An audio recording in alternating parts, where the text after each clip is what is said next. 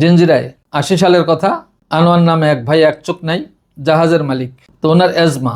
আমি তার কাছে গাছতে গেলাম, দাওয়াতে গেলাম। তো প্রসঙ্গে বললো যে ভাই আমার তো অ্যাজমা, শ্বাসকষ্টে খুব ভুগতেছি। আমি যে আপনার অ্যাজমা এবং আপনার আরেকটা আছে কি? তো আমি কাছে যে বললাম যে এই, আরে হুজুর এটা তো সত্য। হ্যাঁ আমার তো এরকম ডাউন। কেন এটা? আমি যে আপনার স্বর্ণ এটা কয় ভরির, বা যে 2 ভরির স্বর্ণ গলায়। যে আগে এটা খোলেন, এরপরে আপনি চিকিৎসা করেন।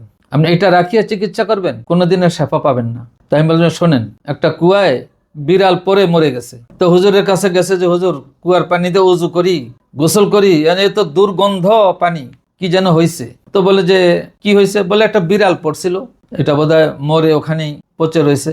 তো হুজুর বললেন যে একটা কাজ করো, এখান থেকে 20 বালতি পানি ফেলে দাও। তো 20 বালতি পানি ফেলে দিছে, পানি কমে দিছে, দুর্গন্ধ আরো বাড়ছে। তো আবার আসছে, আবার হুজুর পেছে আবার পানি ফেলো। আবার যত কমে তত দুর্গন্ধ বাড়ে। তো 2-3 বারের পরে হুজুর জিজ্ঞেস করলো যে বিষয়টা কি? বিড়ালটা ফালাইছো? মরা পচা বিড়ালটা? না হুজুর এটা তো ফালাইনি। তার পাগল, আগে তো দুর্গন্ধযুক্ত জিনিসটাকে ফেলো, তারপরে তুমি এই মাসালা তুমি দেখবা। তোমার আগে ওই বিড়াল ফেলো, তারপর আমার এই মাসালায় তুমি দেখবা পরিষ্কার পানি, সুন্দর পানি। তাই বললাম যে আনোয়ার ভাই, আপনি জাহাজের মালিক, আপনার এই অসুস্থতা, আগে আপনার স্বর্ণের চেইনটা খোলেন।